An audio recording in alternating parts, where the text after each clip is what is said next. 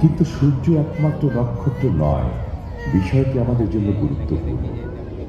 কল্পনা করুন তো, যেসব নক্ষত্র কোটি কোটি বছর আগে জীবিত বা মৃত ছিল, তাদের ছাড়া আমরা এখানে থাকতেই পারতাম না। সূর্যের নিজেরও অস্তিত্ব থাকতো না, চন্দ্রও না। আমাদের এই সৌরজগতে কোনো গ্রহই থাকতো না। বুধ, শুক্র, পৃথিবী, মঙ্গল, বৃহস্পতি, শনি, ইউরেনাস এবং নেপচুনের কথা আপনারা জানেন। নক্ষত্রমণ্ডলীর মিলিত চক্র গ্রহ সৃষ্টি করেছে।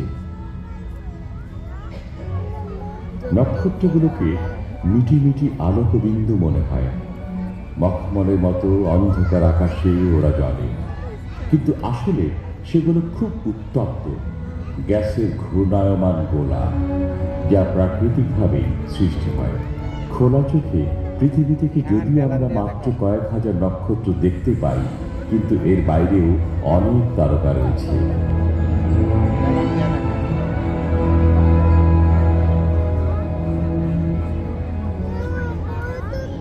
সম্প্রতি বিজ্ঞানীরা বিশ্ব ব্রহ্মাণ্ডের 3টি মাত্রা নিরূপণ করেছেন।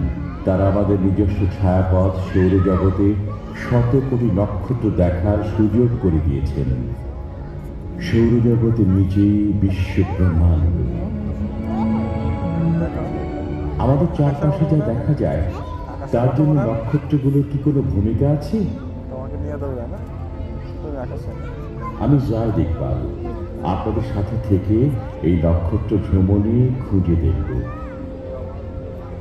আমাদের প্রথম বাধা অনেক অনেক দিন আগে, 1300 কোটি বছর আগে কোনো নক্ষত্রই ছিল না।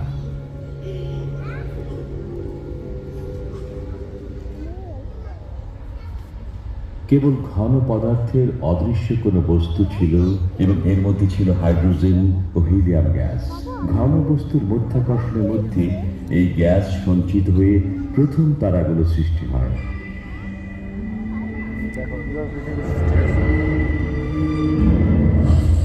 কিন্তু এই তারাগুলো দীর্ঘস্থায়ী ছিল না। সেগুলো ছিল অনেক বড়। তারকাগুলো দ্রুত উত্তপ্ত হয়ে অতি দ্রুতই নিঃশেষ হয়। সেগুলো উত্তপ্ত হয়ে ওঠার পর আশেপাশে গ্যাস ছড়িয়ে পড়ে এবং জ্বালানি ফুরিয়ে যায়। শেষ পর্যন্ত সেগুলোর মারাত্মক বিস্ফোরণ ঘটে। এগুলোকে বলে সুপারনোভা। দেখুন, আরো একটি সৃষ্টি হচ্ছে এবং এটি চলে যাচ্ছে।